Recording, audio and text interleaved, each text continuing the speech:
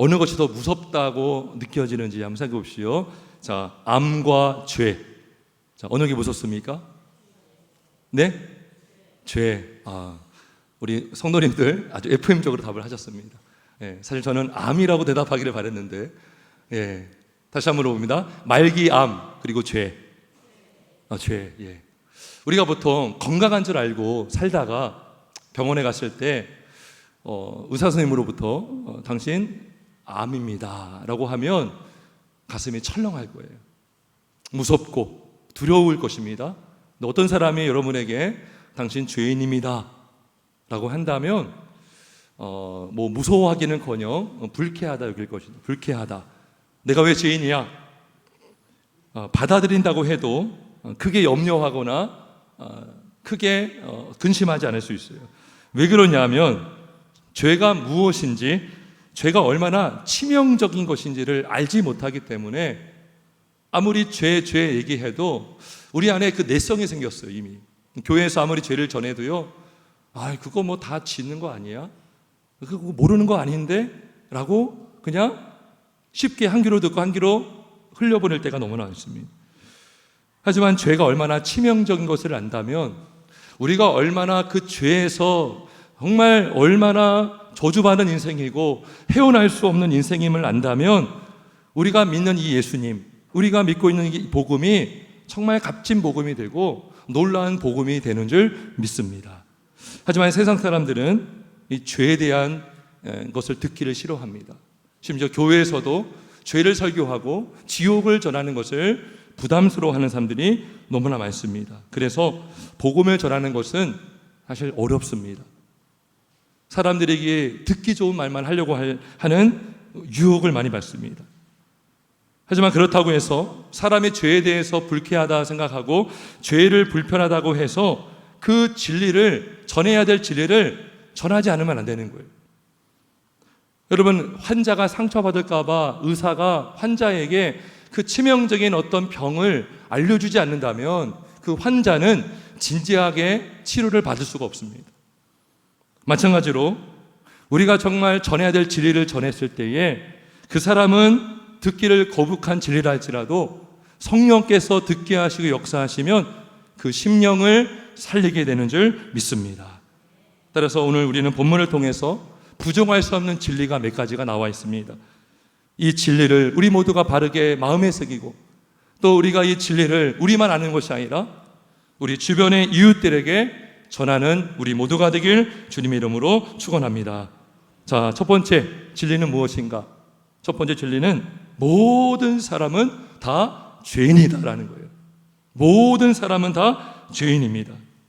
의인은 없나니 하나도 없다고 성경 말씀합니다. 우리 학생들 물어봅니다. 모든 사람이 죄인임을 믿으십니까?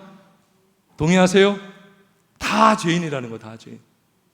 모두가 다 죄 아래 있다는 겁니다. 우리 9절 한번 읽어봅니다. 9절 같이 3장 9절 읽습니다. 시작.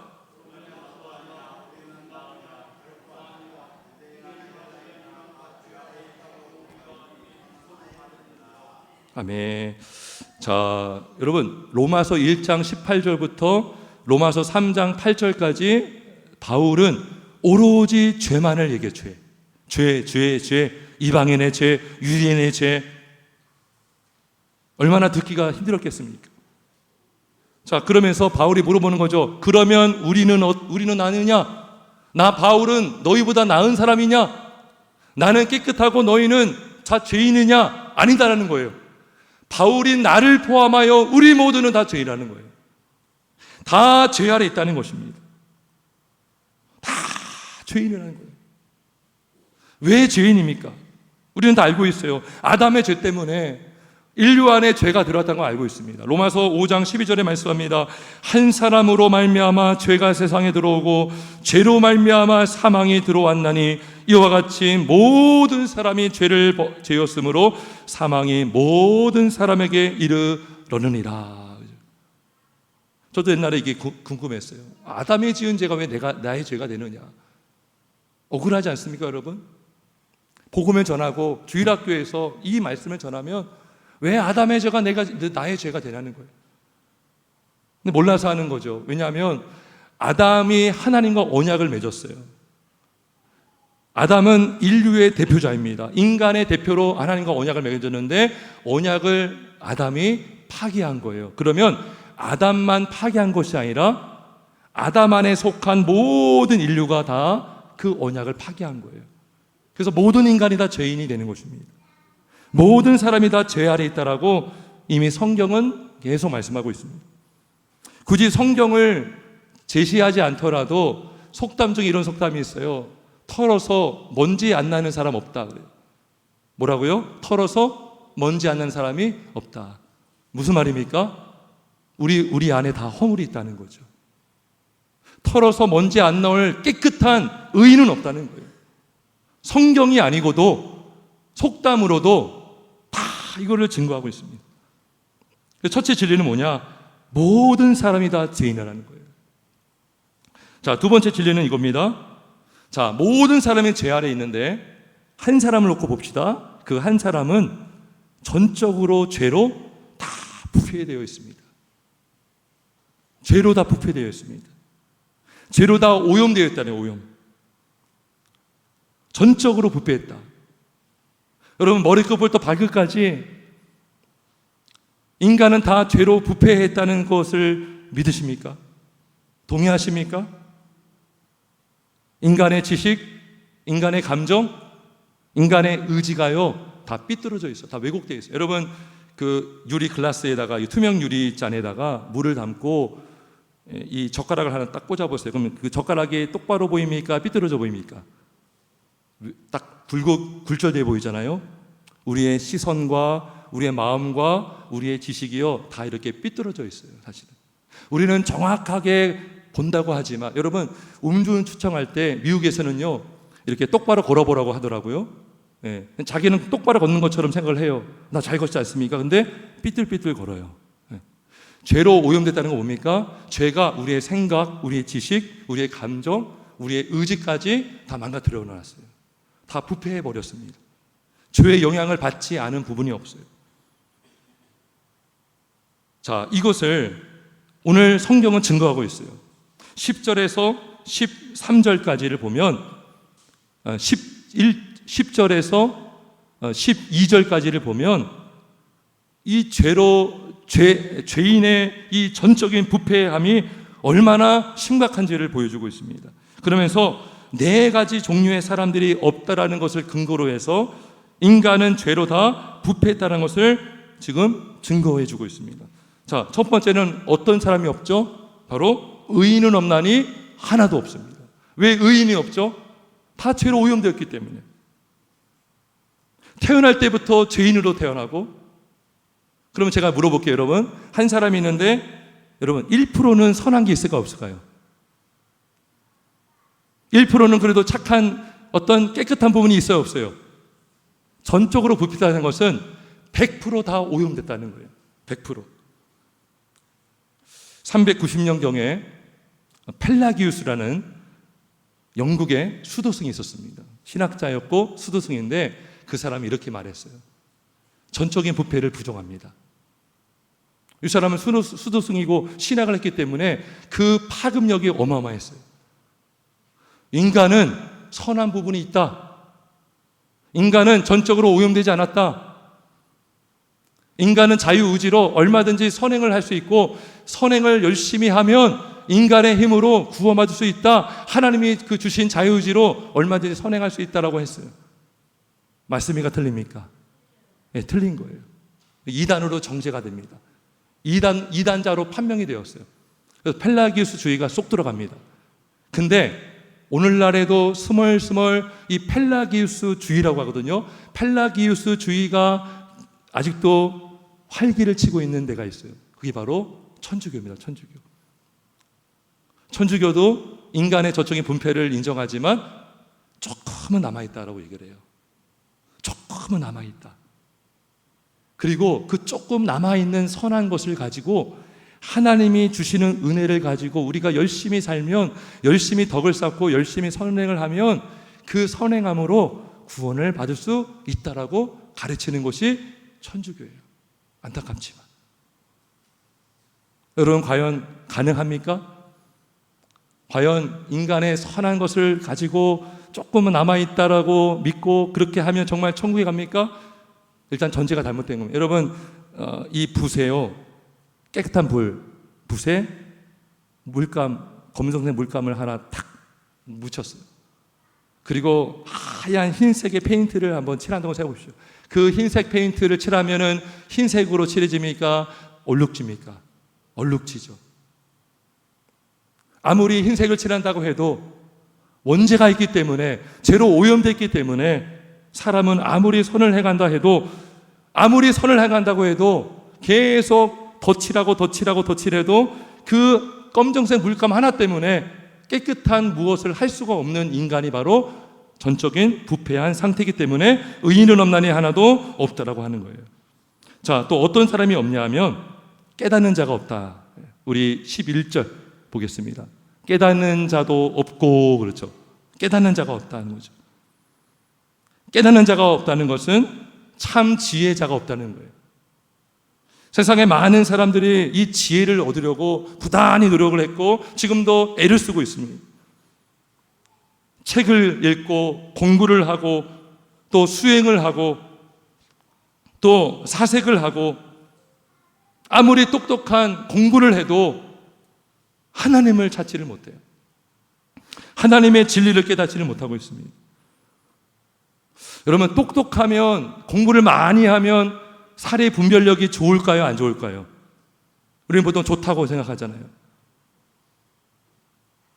그렇게 공부를 많이 하고 그렇게 수재라는 소리를 듣고 그렇게 막 좋은 대학교 가서 과학자가 됐는데요, 뭘 인정합니까? 창조를 인정하지 않고 진화론을 인정하는 사람들이 너무나 많아요. 최근에 뉴스를 봤더니요, 우리나라에서 가장 최고 명문대학교 S대학교의 N번방이라는 그런 기사를 제가 보았습니다. 가장 공부를 잘했다는 사람들, 그 학교를 나온 졸업생들이 어떤 방을 만들어서 그 동문 여학생들을 사진을 합성시켜서 음란물을 배포한 사건이 발각이 되어버렸어요. 아니, 공부를 많이 하면 분명히 진리가 아닌 것을 알 수도 있고 선과 악을 분별할 수 있다고 생각할 수 있는데 세상을 돌아보면 오히려 똑똑한 사람들이 더 죄를 지는 경우가 많아요. 화이트 칼라 범죄라고 하죠. 높은 지위에 있을수록 그 범죄가 더 지능화되고 더 교모해질 수 있어요. 깨닫는 자가 없는 거예요. 자, 또 어떤 사람이 없으니까 하나님을 찾는 자가 없다라고 해요. 11절. 하나님을 찾는 자가 없다. 세상 사람들은요, 하나님을 찾기는커녕 하나님에 대해 무관심합니다. 무관심. 전도를 해본 분들 알 거예요. 예수 믿으세요. 예수 믿으면 구원받습니다. 영생 얻습니다. 그런 거에 아예 관심이 없어요. 이 땅에 사는 것만으로도 자기는 벅차다는 거예요. 천국과 지옥 관심 없어요. 하나님 관심 없어요. 구원 관심 없어요. 그러면 하나님을 찾으려고 하겠습니까? 신에 대한 필요성을 전혀 인식하지 못하는 사람들이 너무나 많습니다.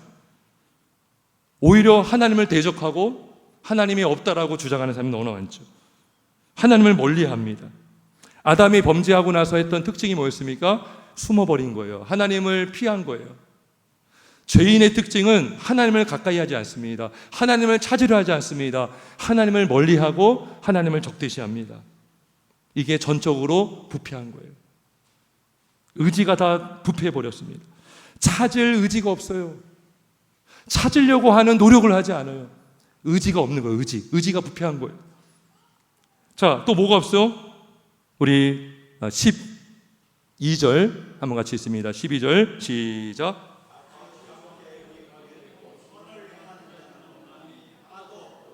네, 다 치우쳐 함께 무익하게 되고 선을 행하는 자는 없나니 하나도 없다. 여러분, 이 땅에 선을 행하는 자가 없다라고 지금 성경을 말씀하고 있어요. 혹시 여러분 중에 다른 건 몰라도 요 12절은 동의 안 하는 분이 있을 수 있을지 모르겠습니다. 아니, 선을 행하는 사람이 없다고? 기부하고 봉사하고 어려운 이웃들을 도와주는 사람이 얼마나 많은데 나부터도 남을 도와주고 있는데 라고 생각하는 사람이 분명히 있을 거예요. 근데요, 우리가 행동보다 중요한 게 뭐냐면 그 행동의 동기가 더 중요합니다. 내가 왜 그 선행을 하느냐는 거죠. 19세기의 위대한 설교자였던 스펄전이라는 목사님이 그런 얘기를 했어요. 인간의 동기가 얼마나 잘못되었는가를 이 예를 들어서 설명한 적이 있습니다. 한 나라가 있어요. 한 나라에 농부가 있습니다. 농부가 밭에서 당근을 수확했어요. 당근을 재배하고 당근을 수확했어요. 그런데 그 농부의 마음속에 그 당근을 왕에게 바치고 싶은 거예요. 그냥 순수하게 바치고 싶었어요. 그래서 그거를 왕에게 갖다 줬더니 왕이 이런 당근을, 이 당근을 나에게 줬어. 사실은 당근 이거 뭐 하찮은 거잖아요. 그죠? 근데 그 당근을 줬다고 이 왕이 자신의 땅의 일부를 하사해 주었습니다. 엄청난 요만한 거 줬는데 이만한 걸 받은 거예요. 근데 이 소문이 그 나라에 다 퍼지고 한 귀족이 그 소식을 듣고 그런 생각을 합니다. 농부가 당근을 줬는데 땅을 받았어? 그럼 나는 말을 줘야겠다. 말을 주면 더 많은 선물을 왕이 주겠지. 그래가지고 왕에게 가서 말을 선물해 주었습니다. 왕이 눈치를 챘을까요? 안 챘을까요? 왕이 눈치를 챘습니다. 그리고 그 귀족한테 아무런 선물도 주지 않았어요. 그러면서 이렇게 말합니다. 그 농부는 나에게 당근을 주었지만 너는 너 자신에게 말을 주었다. 그 말을 누구한테 줬다고요? 자기에게 준 거예요. 왕에게 준 게 아니에요. 더 많은 것을 얻기 위해서 유인책으로 준 거지 진정으로 선한 행동을 한 것이 아니다라는 것이죠. 무엇을 말해줍니까? 이 사람들은 일반적으로 순수하게 행동하지 않습니다.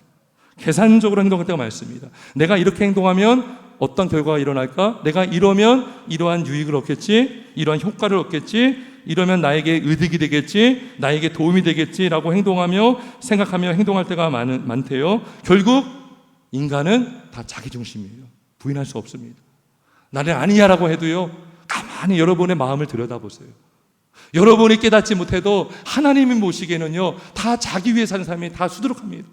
자기의 영광, 자기의 이익, 자기의 어떤 권력을 위해서 행동할 때가 많다는 것이죠. 우리의 지식과 감정과 의지가 다 부패했다는 증거가 되는 것입니다. 그래서 여러분, 선을 행하는 사람이 없지만 못한 사람이 많아요. 선을 행하기보다 악을 행하는 사람이 너무나 많아요. 악을 행하는 행동이 어떤 행동인가? 13절에서 15절까지 기록하고 있습니다. 우리 13절로 15절 한번 같이 읽습니다. 시작.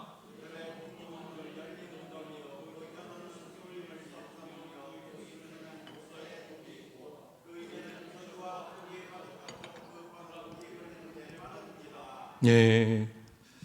우리가 주로 죄를 지을 때는요, 이 말로 죄를 많이 짓습니다. 행동으로 발을 짓고요, 입술과 손과 발을 다 활용해서 우리는 다 죄를 짓습니다. 악을 행합니다. 13절에 보니까 그들의 목구멍은 열린 무덤이다 그래요. 열린 무덤이라는 거죠. 그죠? 이 입안에서 시체 냄새가 나온다는 거예요. 시체 냄새. 썩은 냄새. 남을 죽이는 말들이 뿜어져 나와요. 어떻게 죽이죠? 남을 속여서. 그래서 속이는 자. 속임을 일삼고 입술에는 독사의 독이 가득합니다. 우리 말에 다 독이 있어요. 독. 그 말을 들으면 엄청난 상처를 많이 받습니다. 저주를 하고요, 악독이 가득합니다. 사람의 몸이요, 상처를 받으면 아물어요. 근데 말로 받은 상처는요, 쉽게 아물지가 않습니다. 두고두고 기억이 납니다. 그 생각만 하면 잠이 안 오고요, 그 생각만 하면 그냥 화병에 몸이 다 망가져버려요. 스스로 목숨을 끊는 사람도 많습니다. 그게요, 독이 탁 박힌 거예요. 독침을 딱 쏜 거예요. 서서히 죽게 하는 것이 바로 사람의 입에서 나오는 그런 악독과 저주의 말로 인해서 사람들을 죽이고 자기 몸도 망가져 버리고 있습니다. 여러분들의 평소의 언어 습관은 어떠십니까? 여러분은 평소에 어떤 말들을 많이 하십니까? 여러분의 남편에게, 여러분의 아내에게, 여러분의 자녀에게, 여러분의 부모에게 여러분 어떤 말을 많이 하십니까? 오늘 말씀을 통해서 그런 분들이 있을 수 있어요. 속으로 나는 그래도 저주는 하지 않아. 나는 최소한 나는 착해. 나는 예의 바르고 나는 남들처럼 그렇게 험담하지 않아. 나는 어떤 사람들처럼 악행하지 않아. 악행을 하는 사람들은 특별한 사람들이야. 평범한 사람들은 선을 많이 행하지 악을 행하지 않느라고 생각하는 사람이 있을지 모르겠습니다. 히틀러나 스탈린 같은 그런 사람들은 특별히 악한 사람들이지 일반 사람들은 그런 잔인한 행동을 하지 않아. 맞아요? 틀려요? 1961년에 세계가 주목하는 재판이 있었습니다. 1961년 예루살렘에서 세계가 주목하고 세계가 주목하는 그런 재판이 열렸습니다. 그 법정에는 누가 있었느냐?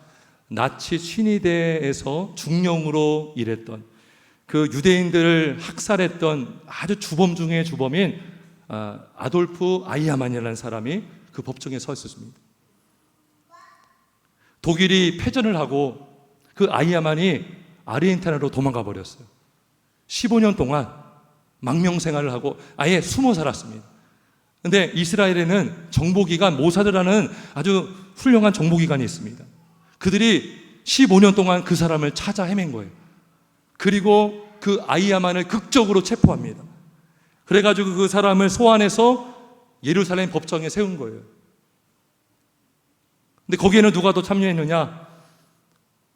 한나 아렌트라는 여성 정치 철학가가 참여했어요. 그래서 그 여성도 유대인이었고 그 여성은 한 잡지사의 청탁을 받아서 그 법정에서 일어나는 일들을 다 기록해 주십시오. 다 취재해 주십시오. 그래가지고 그 여성이 다 취재한 내용을 담아서 나온 책이 있어요. 예루살렘의 아이하만이라는 책입니다. 우리나라에도 번역이 됐는데 그 한나 아렌트가요 그 법정에서 엄청난 충격을 받습니다. 왜 충격을 받느냐? 그 법정에선 아이하만이 뭐라고 말하느냐? 이런 말을 합니다. 나는 유대인을 죽인 적이 없습니다.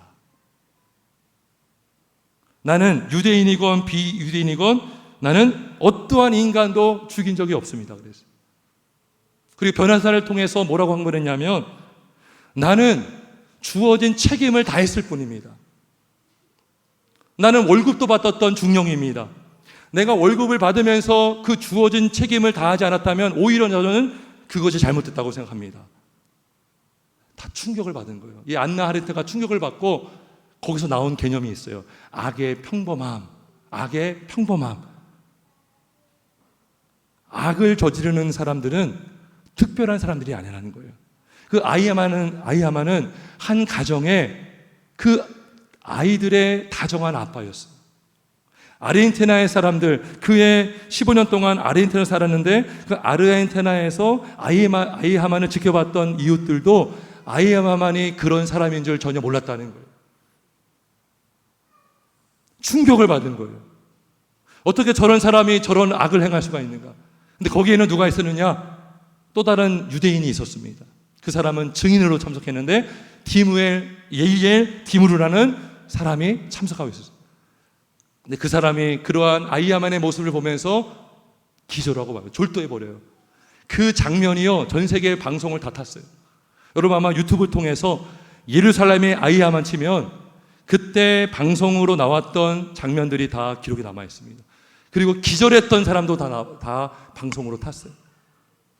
그 여인이, 그 사람이 나중에 미국의 방송에 나와서 그 진행자가 물어봅니다. 왜 당신 그때 기절했습니까? 왜 졸도했습니까? 그때 예이엘 디무로가 이런 말을 했습니다. 아이하만이 저렇게 평범한 사람이라니. 그 순간 나는 두려워지기 시작했습니다. 나도 그 사람과 같이 잔인한 일을 저지를 수 있는 존재라는 것을 깨달았기 때문입니다. 그렇게 그 사람이 고백을 했어요. 무슨 말입니까? 누구든지 누가 될 수 있다? 아이야만이 될 수 있다는 거예요. 누구든지 히틀러가 될 수 있다는 거예요. 누구든지 스탈린이 될 수 있다는 거예요. 악한 사람이 특별히 정해져 있는 것이 아니라 모든 사람은 평범한 사람일지라도 연쇄살인범이 될 수가 있고 강호순이 될 수가 있고 유영철이 될 수 있다는 거예요. 여러분 뉴스를 보면요, 그러한 사건을 보면 이런 인터뷰를 합니다. 저 청년이 저럴 줄 몰랐습니다. 너무나 모범생이었습니다. 공부도 잘했던 사람입니다. 효자였습니다. 저 친구가 저런 행동을 했다고요? 다 놀라는 거예요. 우리 마음속에 그런 악의 잠재력이 다 있어요. 언제 돌변할지 몰라요. 하나님이 은혜 주셔서 우리가 이렇게 살고 있는 것이지, 인간의 힘으로 선을 행할 수 있다고요? 인간의 힘으로 악을 참을 수 있다고요? 불가능한 것입니다. 다윗도요, 내 마음에 합한 자라 하나님이 아주 칭찬했어요. 유일하게 사람 중에 그 말을 들었던 사람은 다윗밖에 없습니다. 다윗이 어떤 행위를 했습니까? 간음을 저질렀고 그 간음을 한 여인의 남편을 죽게 했습니다. 다윗이 그랬다고요. 성경은 모세를 모든 지면에 어떠한 사람보다 온유함이 승하다 그랬어요. 그러한 모세도 혈기 부려서 가나안 땅에 못 들어갔습니다. 반석을 그냥 혈기 부리면서 탕탕탕 쳤어요. 아브라함과 이삭도 믿음의 조상이라고 불리는 그 사람들도 아내를 누이라 속이고 거짓말했습니다. 모세는 살인죄를 지었습니다. 성경책은 위인전이 아니에요. 성경을 보면 볼수록 인간이 얼마나 이럴 수 있을까, 얼마나 이러한 죄인인가를 보여주는 하나님의 말씀인 줄 믿습니다. 인간이 얼마나 타락한지를 알고 얼마나 죄가 치명적인지 알아야 그 죄에서 구원받음이 얼마나 귀한지를 우리 모두가 알게 되는 줄 믿습니다. 죄보다 암보다 더 무서운 거 바로 죄인 줄 믿습니다. 암보다 더 무서운 거예요. 암은 자기 몸만 해야죠. 죄는 뭡니까? 자기도 죽이고 남도 죽일 수 있는 거예요. 그러면 이 치료책이 있어야 되죠. 이 치명적인 죄의 치료책이 뭡니까? 여러분, 치료하려면 원인을 알아야 돼요. 원인. 치료하려면 원인을 알아야 됩니다. 저도 지금 여기 뾰루지가 났는데 몸에서 막 이렇게 막 두드러기가 나면 몸 안에 뭐가 이상이 있다는 거죠. 몸 안을 고쳐야 이게 고쳐지는 거예요. 몸 안의 문제를 해결하지 않고 연고만 바르잖아요. 또 납니다. 그러니까 뭐 음식을 잘못 먹었거나 피곤하거나 이유가 있는 거예요. 죄의 원인을 알아야 되는 거예요. 무엇이 우리로 하여금 죄를 짓게 만들고 악을 하게 만들고 입으로 저주하고 독한 말을 하게 만드는가? 그 답은 바로 죄의 뿌리가 있다는 겁니다. 그 죄의 뿌리는 바로 하나님을 두려워하지 않는 것입니다. 우리 18절을 같이 읽어봅니다. 시작.